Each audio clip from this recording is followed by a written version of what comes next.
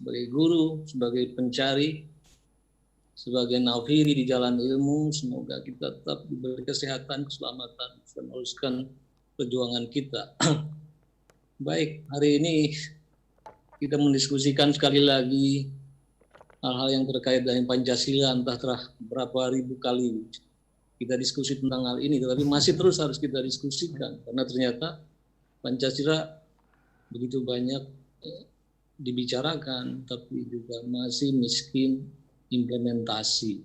Oleh karena itu kita harus selalu mencari cara bagaimana Pancasila yang secara konseptual itu luar biasa, kian hari relevansinya kian menguat, bukan saja bagi bangsa Indonesia, tapi bagi dunia. Pancasila itu bisa jadi semacam golden ethics, ya, basis dari perumusan etika global. Tapi masalah kita adalah bagaimana Pancasila yang secara konseptual luar biasa itu bisa benar-benar diaktualisasikan, paling tidak dalam pengamalan kehidupan kita. Sebelum kita bicara tentang dunia internasional, sebelum kita memimpikan kekhalifahan dunia, kita harus membuktikan bahwa kita juga mampu dengan Pancasila bisa berdiri sebagai bangsa yang bermartabat. Oke.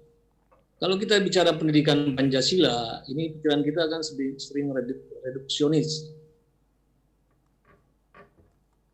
Kadang-kadang Pancasila diredusir pada hanya hukum saja, atau diredusir pada soal yang berkaitan dengan aspek-aspek moralitas saja. Kita harus sekali lagi harus meletakkan Pancasila dalam satu posisi yang proper. Pancasila itu dimensinya luas.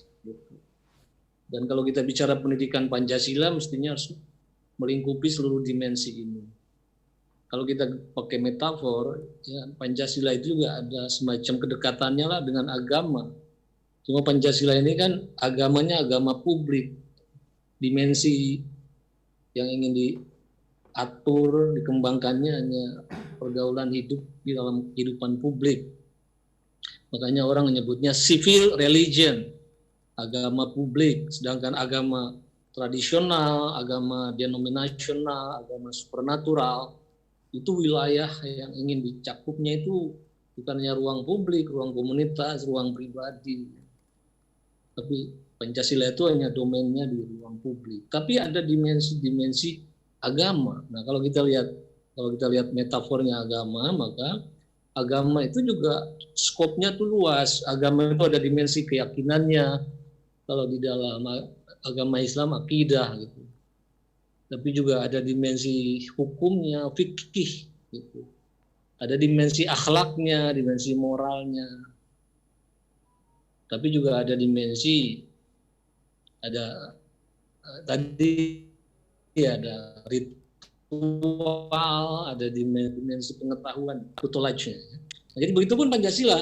Pancasila itu ada dimensi-dimensi keyakinannya yang disebut sebagai pandangan hidup. Kemudian dari dimensi keyakinan itu tadi melahirkan sejumlah ritual, ya, karena untuk menumbuhkan keyakinan itu harus ada dimensi effervescent, dimensi ritual yang dirayakan bersama. Kemudian yang berikutnya adalah ada dimensi fikihnya, dimensi hukumnya. Itu yang sering dibilang Pancasila itu sebagai sumber dari segala sumber hukum negara, stat fundamental norm. Itu dimensi fikihnya, hukumnya. Tapi ada juga dimensi akhlaknya, itu dimensi moral publik yang membentuk karakter tadi itu. Tapi Pancasila juga memiliki dimensi doktrinalnya, dimensi pengetahuannya, ya. Bagaimana hubungan agama dan negara menurut Pancasila, bagaimana demokrasi dijalankan menurut Pancasila, bagaimana keadilan sosial dalam perspektif Pancasila, itu ada dimensi doktrinalnya, pengetahuannya. Ya, jadi kita harus menempatkan Pancasila itu dalam horizon yang luas seperti itu. Nah, kalau kita lihat dan kita evaluasi, dilihat dari segi apapun, ya, baik itu Pancasila sebagai dimensi keyakinannya, Pancasila sebagai dimensi normatifnya, Pancasila sebagai dimensi pengetahuannya, Pancasila moral publiknya, ya. itu sebenarnya bermasalah semua gitu. Kalau kita bandingkan dengan agama, coba kita lihat. Memang kita juga ada masalah ini di dalam pengembangan keagamaan kita. Kalau kita lihat agama dari aspek akhlaknya babak belur kita nih, ya. Jadi kesulitan kita, kelemahan kita di dalam mengajarkan agama juga aspek akhlaknya, aspek moralnya itu babak belur, tidak meyakinkan, tidak convincing. Agama dalam arti pengetahuannya ya kita juga bermasalah. Makanya kenapa tengkar-tengkar terjadi, karena wawasan pengetahuan kita tentang agama itu kan sangat cetek, sangat terbatas. Kalau pengetahuan itu dibatasi pada fikih aja, kita lihat misalnya di dalam Islam kan fikih itu juga melahirkan berbagai mazhab. Ada mazhab Syafi'i, Maliki, Hambali, dan lain-lain. Nah, seringkali kesalahpahaman itu terjadi karena kita cuma memahami satu mazhab atau satu mazhab pun nggak tuntas, padahal ada begitu banyak mazhab fikih di dalam Islam. Sehingga seringkali pertengkaran terjadi karena wawasan kita tidak memadai. Nah, kemudian agama sebagai sebagai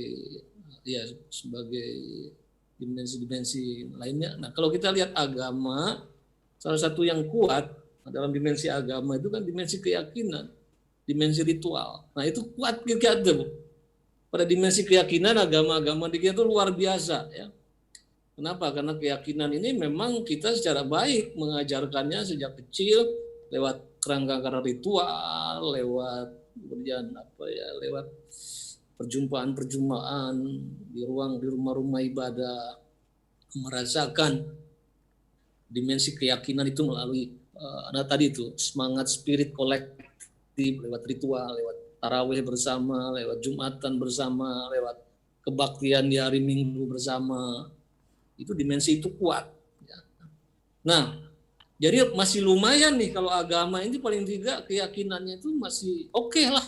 Kalau kita lihat orang beragama di Indonesia itu rata-rata agamanya apapun, dimensi keyakinannya cukup tangguh karena tadi itu sejak kecil memang itu yang diajarkan agama pada anak-anak. Dimensi ritualisme, dimensi kolektivismenya, dimensi atadurhen itu effervescence, menerima diri kita larut di dalam kolektivitas, bahkan seringkali membuat kedirian kita tuh hilang gitu, karena terlalu kuatnya cengkraman kolektivitas agama itu, identity kolektif itu sangat kuat gitu. Tapi kalau kita lihat Pancasila, bahkan sampai tingkat keyakinan pun bermasalah gitu. Nah, oke.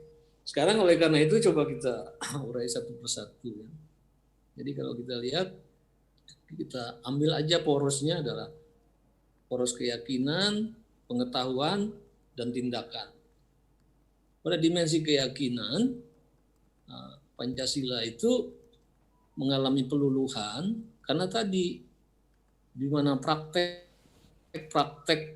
bagaimana kita mengingat bersama sebagai bangsa itu mulai kurang ditanamkan di dalam ritualisme, di dalam praktek-praktek upacara bersama, di dalam praktek-praktek bagaimana menghayati spirit kolektif itu mulai pudar. Jadi bagaimana menumbuh keyakinan terhadap bahwa Pancasila itu pandangan hidup yang cocok bagi bangsa Indonesia, itu langkah pertama yang harus diajarkan. Seperti tadi agama meyakinkan pemeluknya bagaimana bahwa agama yang dianutnya itu betul-betul agama yang menurut pengikutnya agama yang paling ideal. Nah, Pancasila juga pada titik pertama harus meyakinkan warga negara bahwa Pancasila itu nilai-nilai pandangan hidup ataupun ideologi, filosofi yang ideal bagi bangsa ini. Nah, sekarang kalau ada banyak anak-anak milenial mulai mencari-cari ideologi lain, mulai sangat tertarik pada ideologi lain, itu artinya daya pukau, daya keyakinan Pancasila itu mulai luluh. Nah, sekarang pertanyaannya, bagaimana cara agama meyakinkan umatnya bahwa agama yang mereka pilih itu agama yang ideal, agama bahkan terbaik gitu. Nah, itu pasti sebenarnya tidak selalu pakai pendekatan rasional, tapi pendekatannya selalu pendekatan afektif. Keyakinan itu lebih menembus ke soal afeksi, dimensi rasa. Saya sering menyatakan di antara kita ini nggak ada yang pernah masuk surga dan neraka. Tapi kalau saya tanya, saudara-saudara yakin nggak surga dan neraka itu ada? Jawabannya sebagian besar mengatakan yakin. Bagaimana kita meyakini sesuatu yang belum pernah kita alami? Pasti keyakinan kita pada surga neraka itu tidak pakai proposisi ilmiah, tidak pakai pendekatan rasional, tapi atas dasar feeling, atas dasar satu keyakinan. Itu akibat sentuhan emotif, lewat ritualisme, lewat nyanyian-nyanyian bersama, narasi-narasi bersama. Misalnya kalau orang Islam punya imajinasi tentang surga neraka, itu biasanya peristiwa Isra Mi'raj kan, bagaimana Nabi naik dengan buruk itu ke Sidratul Muntaha, bagaimana orang surga neraka, juga lewat tembang-tembang, lewat nyanyian, mau copat, ya. Makanya hampir semua agama itu pasti ada dimensi estetiknya. Dan saya kira satu kritik terhadap modernisme di dalam pemahaman Islam, seringkali dimensi estetik itu hilang. Padahal dimensi estetik itu yang menghunjam ke dalam jiwa kita. Gitu.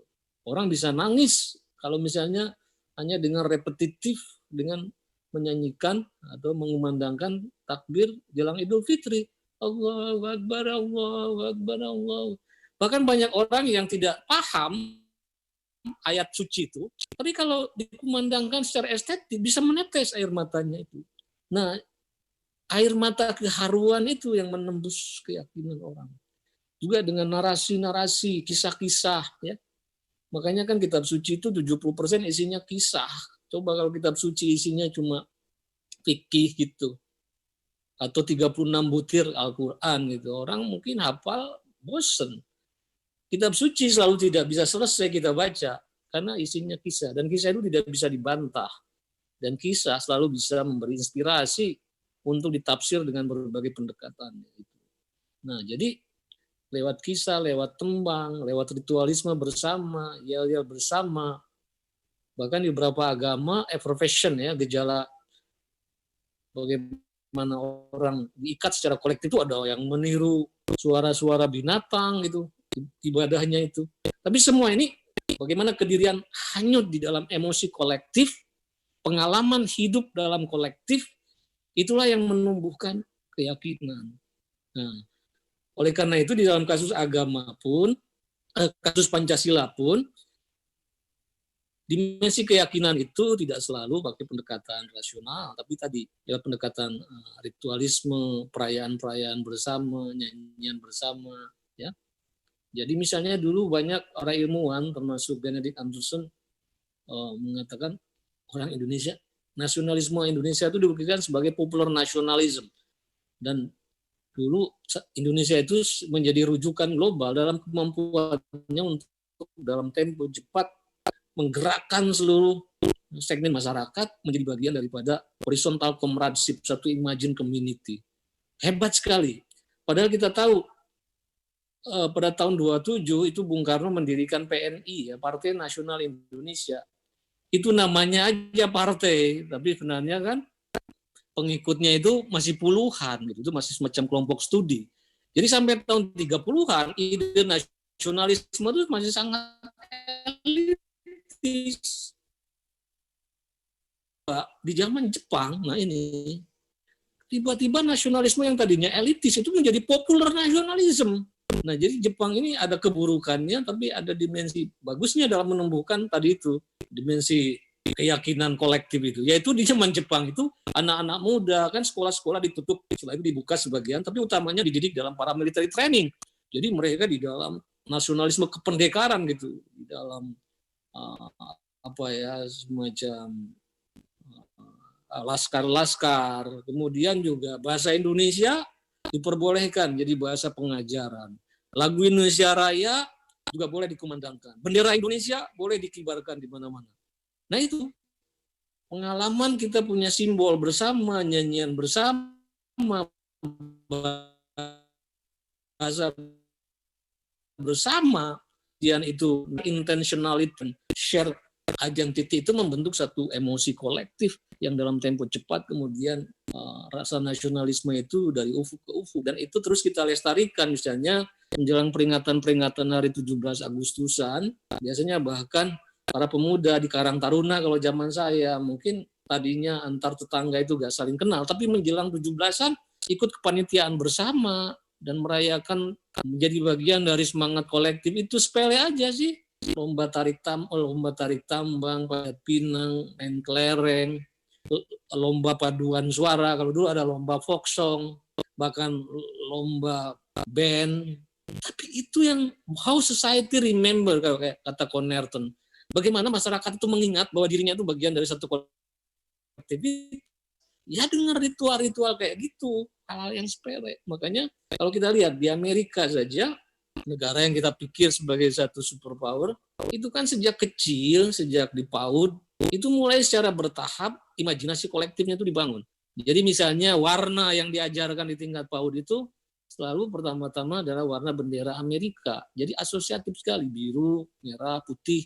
Itu yang terus di dalam cara berpakaian, cari seragam, cari apa, asosiasi bendera itu ditancapkan di dalam memori kolektif anak-anak Amerika. Terus belum masuk sekolah, biasanya mencium bendera Amerika dan kemudian menyanyikan national anthem.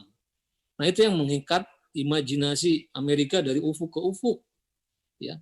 Kemudian, dan itu bukan hanya pengalaman Amerika, di beberapa tempat, misalnya di Turki, kalau petani mau nanam gandum, itu mengibarkan bendera Turki. Kayak Indonesia dulu, kalau membangun rumah, itu dipancangkan bendera merah putih. Tapi sekarang hal seperti itu mulai hilang di dalam diri kita. Sehingga kemudian ketika ya imaji kolektif, simbol kolektif itu mulai luluh. Nah sekarang masuklah ikon-ikon baru yang masuk membonceng bersama digital media, ya. Nah, bendera-bendera lain dikibarkan, ikon-ikon lain dikibarkan. Sementara tadi ikon-ikon kita, simbol-simbol kolektif kita mulai hilang dalam memori kolektif. Itulah yang pelan-pelan menggerus rasa solidaritas nasional kita. Jadi yang ingin saya katakan, jangan sepelekan ini hal-hal seperti ini. Anak-anak itu masih harus diajarkan bagaimana mereka masuk di dalam satu jiwa kolektif, imajinasi kolektif, sehingga menumbuhkan satu keyakinan identitas nasional bersama itu. Karena itulah pangkalnya. Ya, jadi termasuk dalam hal ini katanya kalau orang Amerika itu selalu bagaimana orang di Chicago itu di back mind-nya punya bayangan tentang orang-orang di wilayah lain gitu, di Utah atau di mana. Jadi selalu di back mind-nya itu disimpan bagaimana imajinasi tentang yang berbeda itu. Jadi kalau lagu-lagu daerah itu juga bagus diajarkan di sekolah-sekolah.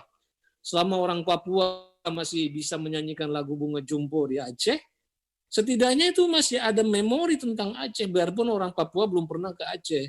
Begitupun kalau orang Aceh masih bisa menyanyikan Yamko Rambe Yamko gitu, setidaknya ada imajinasi tentang Papua, meskipun orang Aceh belum pernah ke Papua. Nah, ingatan kolektif ini, yang namanya the network of collective memory. Ya. Keyakinan itu tumbuh karena the network of collective memory, jaringan-jaringan memori kolektif ini yang harus kita hidupkan. Apalagi ini nanti akan masuk juga di dalam susunan desain pembelajaran. Jadi misalnya di dalam pembelajaran Pancasila hendaknya terus dicoba proses-proses ruang-ruang perjumpaan yang diperluas itu harus kreatif gitu. Jadi misalnya ada saatnya kalau belajar Pancasila itu jangan hanya satu jurusan saja, inbreeding gitu. Bagus antar jurusan, antar fakultas. Biasanya rumput tetangga kan selalu lebih hijau. Justru saya dulu suka kalau belajar Pancasila itu gabung dengan anak psikologi, FKG gitu kan. Jadi kita merasa kok di FKG banyak yang cantik gitu kan. Itu ada semangatnya gitu. Ketimbang hanya satu jurusan saja. Ya. Nah, lebih imajinatif lagi kalau antar universitas, lebih imajinatif lagi kalau pernah melakukan pembelajaran dengan universitas-universitas yang berafiliasi pada agama-agama yang berlainan gitu. Jadi hal-hal seperti itu yang harus kita hidupkan dalam rangka membentuk satu national identity yang berbasis pada network of collective memory. Nah itu. Nah yang kedua, adalah dimensi tadi, katakanlah dimensi pengetahuannya. Nah, tadi saya katakan bahwa dimensi keyakinan ini lebih awal dimasukkan di proses pembelajaran lebih baik. Jadi kalau anak-anak tingkat PAUD, TK, bahkan SD itu jangan terlalu terlalu rumit-rumit lah belajar Pancasila itu. Bahkan saya tuh ngeri sekali, kemudian ada pertanyaan soal Pancasila tingkat SD. Itu pertanyaannya soal apa kerja-kerja dari Dewan Perwakilan Daerah gitu. Nggak perlu itu. Saya pernah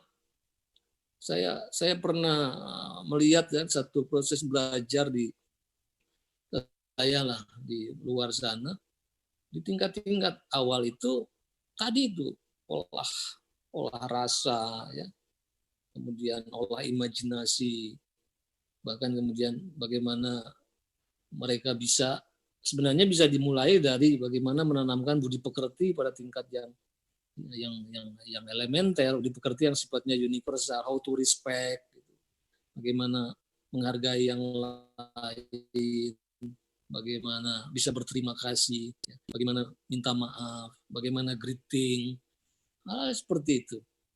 Saya pernah satu sekolah di TK itu hanya belajar thank you, itu bisa sampai 1-2 minggu itu, karena ketika thank you itu terima kasih, itu ucapan dan gestur, eye contact itu harus benar gitu. Karena kalau kita tuh seringkali ucapan terima kasih itu nggak proper gitu, matanya kemana, gesturnya. Kemudian sorry, minta maaf, jangan asal minta maaf, tapi betul-betul dirasakan, diekspresikan secara benar. Greeting, good morning, how are you doing, dan lain-lain itu benar. Condolence itu juga bila sungkawa itu ada itunya, itu ada olah rasanya di situ yang harus benar gitu. Nah, jadi pada tingkat awal itu jangan terlalu dibebani oleh banyak-banyak pengetahuan yang terlalu rumit, tapi praktek-praktek yang mengikat emosi kolektif, ya, yang kemudian pendasaran awal daripada moralitas.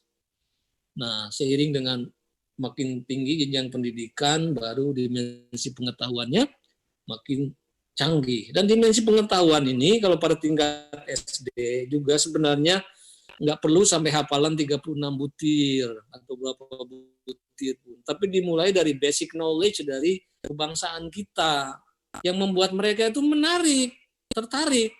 Jadi saya sering memulai dari pertanyaan sepele, bukan apa butir sila pertama, bukan, tapi sebutkan pada saya satu alasan kenapa kalian mencintai Indonesia. Jadi kalau kita pergi ke Jerman itu kan ada buku saku 101 alasan mencintai Jerman. Tapi saya minta ke kamu, nggak usah 101, satu alasan yang membuat kamu bisa mencintai Indonesia. Misalnya mereka kan memulai begini, karena Indonesia itu kaya negerinya. Terus saya bilang, kenapa Indonesia kaya negerinya? Nah, kaya biodiversity-nya. Kenapa? Itu kita bisa tote kalau Socrates tuh. Why? Karena kan kenapa kita kaya ya sumber daya alamnya? Itu bisa dimulai dari tentang geografi yang sangat fundamental. Jadi saya sering nanya, Indonesia ini bagian dari ya itu rata-rata bahkan sampai tingkat pendidikan tinggi diklat selalu mengatakan Indonesia ini bagian dari Asia gitu. Nah, tapi itu kan reduksi dan tidak menjelaskan pernyataan awal kenapa Indonesia itu kaya. Padahal Indonesia ini kan secara geografi berasal dari 3 zona. Dulu namanya Kalimantan, Jawa, Sumatera, dan pulau sekitar. Ini nyambung dengan Asia, itu yang disebut dengan Sundaland, paparan Sunda. Papua dan pulau-pulaunya seperti Alor dan lain-lain, itu tersambung dengan Australia, itu yang disebut dengan dataran Zahul. Antara Papua dan Kalimantan, ini ada Sulawesi, ada Maluku, Nusa Tenggara, dulu namanya Sunda Kecil, sekarang sering disebut dengan Wallace ya. Dinisbatkan kepada orang ahli botani dari Inggris yang melakukan penelitian 1860-an di sana. Nah, di Wallace ini nggak pernah terhubung dengan Asia, tidak pernah terhubung dengan Australia, tapi daratan yang sepenuhnya murni dataran Nusantara. Di situ tempat hidupnya flora, fauna endemik yang di muka bumi ini cuma ada di Indonesia, seperti cengkeh, seperti komodo. Gara-gara flora, fauna endemik inilah di Age of Discovery, era penjelajahan dunia baru dari Eropa tertarik. Jadi Indonesia ini penarik globalisasi. Itu Wallacea itu. Nah, karena kita menggabungkan 3 zona geografi, maka kita ini flora faunanya itu melibatkan dari 3 zona itu, makanya kita sangat kaya. Nah, setelah itu kemudian saya minta ke mereka untuk bikin ininya, anak-anak milenial tuh saya bikin ilustrasinya. Jadi di atas peta Indonesia ini saya minta mereka untuk ngasih semacam semacam ikon-ikon flora fauna yang terpenting di zona-zona itu.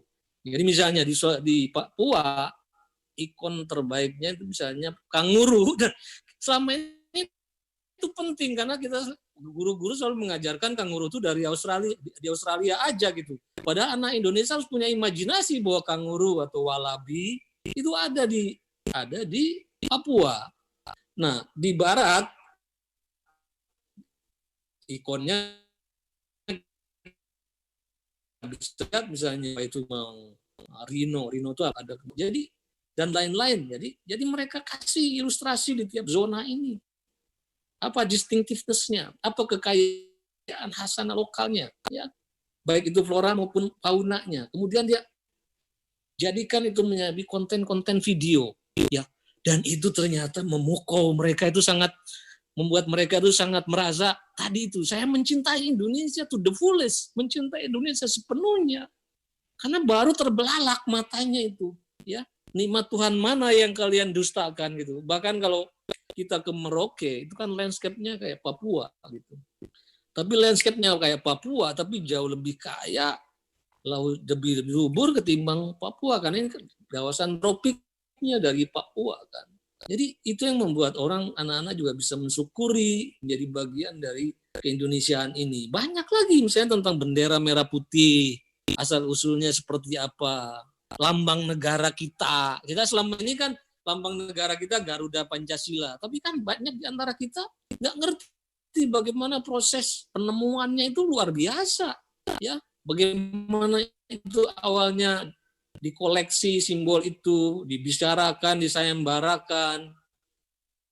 Awalnya kan muncul 2 model, Yamin itu teratai, yang satu lagi modelnya model Garuda, karena Garuda itu ada di berbagai candi-candi, seperti Garuda Wisnu Kancana, ada kisah Jatayu, kemudian teratai juga banyak menjadi ikon-ikon dari masa lalu kita, kemudian kan. Tapi kemudian waktu itu kan kalau teratai terlalu dekat dengan Buddhisme, jadi terlalu asosiatif. Tapi kemudian lewat proses panjang, kemudian Garudanya juga Garuda dari yang terbesar dari Kalimantan gitu kan.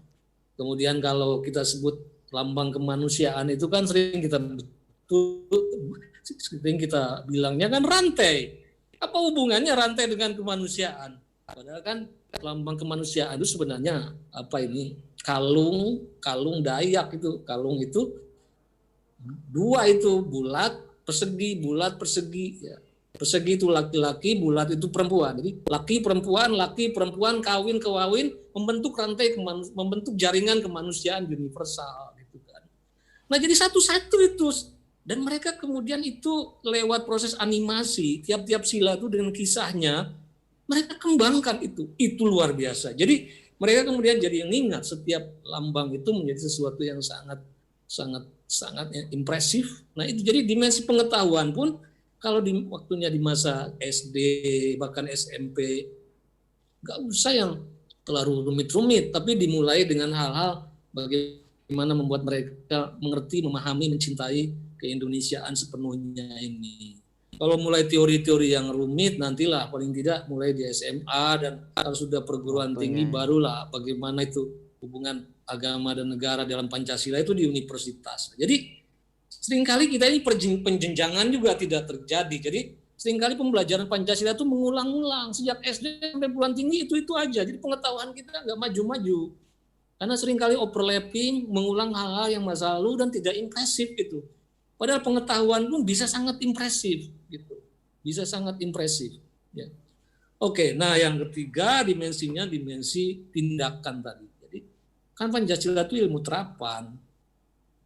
Jadi harus sampai ke dimensi akhlaknya, dimensi perbuatannya. Ya baik akhlak warga negara maupun akhlak institusi gitu. Ya, akhlak institusi itu maksudnya bagaimana demokrasi permusyawaratan dijalankan. Itu harus ada kecakapan dasarnya. Nah, jadi di dalam pembatinan ini, dalam akhlak ini, anak-anak harus diajarkan tentang membatinkan setiap sila-sila Pancasila itu. Ya, jadi harus oleh karena itu ada semacam assignment yang mendorong mereka untuk mengimplementasikan nilai-nilai itu dalam tindakan. Nah, jadi misalnya anak-anak dibagi ke dalam beberapa kelompok, kemudian mereka akan memilih sila keberapa. Kalau memilih sila kelima, mereka akan bikin project. Oke, kelompok kami ingin mengembangkan sila kelima. Mungkin akan membantu pedagang-pedagang tradisional di pasar. Membantu apa? Mungkin membantu packagingnya diperbaiki, membantu supaya sanitasi lingkungannya lebih baik, tong sampahnya lebih baik. Jadi mereka harus merasakan denyut persoalan ketidakadilan itu di tingkat yang real. Mereka mungkin bisa ikut advokasi ataupun ikut fundraising untuk rumah-rumah jompo apa. Ya tergantung. Jadi jangan sampai Pancasila itu hanya ilmu yang memberi seperti dokter yang ngasih resep ke pasien, lalu oleh si pasien cuma dihafal obatnya apa, tapi pasien tidak pernah pergi ke apotek apalagi meminumnya gitu.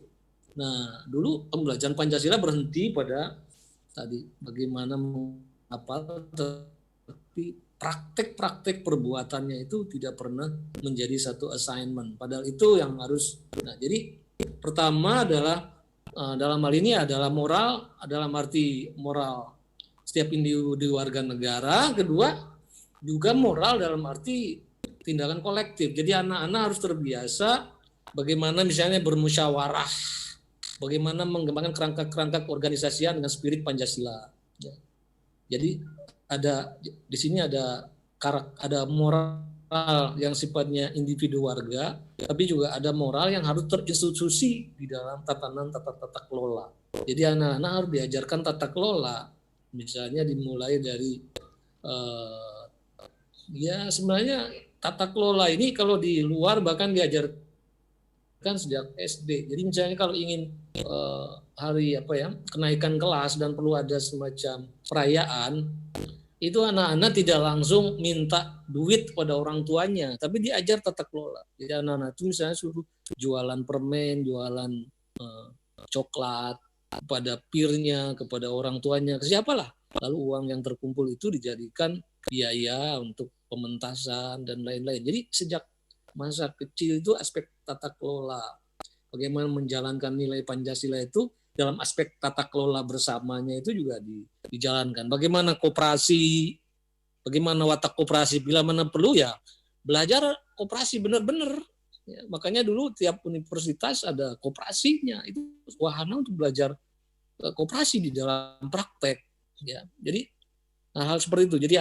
Jadi kan morality need institution. Nah, problem kita ini seringkali moralitas yang benar ini tata kelolanya nggak benar. Padahal setiap morality itu need institution yang benar. Jadi kalau kita ingin mengembangkan demokrasi permusyawaratan, maka kita harus mengembangkan tata kelola demokrasi yang sepadan dengan itu. Kita ini moralitasnya yang dikembangkan demokrasi permusyawaratan, tapi tata kelola demokrasi kita ini sangat liberal. Itu karena tidak pernah diajarkan bagaimana mengkonek antara moral itu ke dalam tatanan. Itu ya, saya kira itu yang bisa saya sampaikan. Jadi segala pendidikan Pancasila itu dimensinya luas dan setiap dimensi itu harus ada ruang pembelajarannya di dalam dunia persekolahan. Dan saya ingin mengatakan ya, Durkheim itu mengatakan begini kan, kalau agama tradisional itu juga kan ada sarana untuk mengajarkan umatnya itu lewat gereja atau lewat masjid. Nah dia bilang kalau moral publik ini gerejanya apa? Lurah bilang, iya gereja moral publik itu dunia pendidikan itu. Dunia pendidikan itu, gereja publik. Nah, jadi sebenarnya institusi agent paling utama di dalam membudayakan Pancasila itu dunia pendidikan, dunia persekolahan. Maka dunia pendidikan misinya bukan melulu hanya mengajarkan ilmu pengetahuan dan teknologi. Dunia pendidikan justru mission sacrenya itu adalah mempersiapkan peserta didik menjadi good citizen, menjadi warga negara yang baik. Itulah yang sekarang selama ini seringkali itu tidak atau disepelekan, ya, disepelekan. Padahal yang membuat manusia beda dengan binatang justru aspek-aspek nilai, keyakinan, dan norma-norma etika itu. Saya kira itu saja. Terima kasih. Assalamualaikum warahmatullahi wabarakatuh. Waalaikumsalam warahmatullahi wabarakatuh.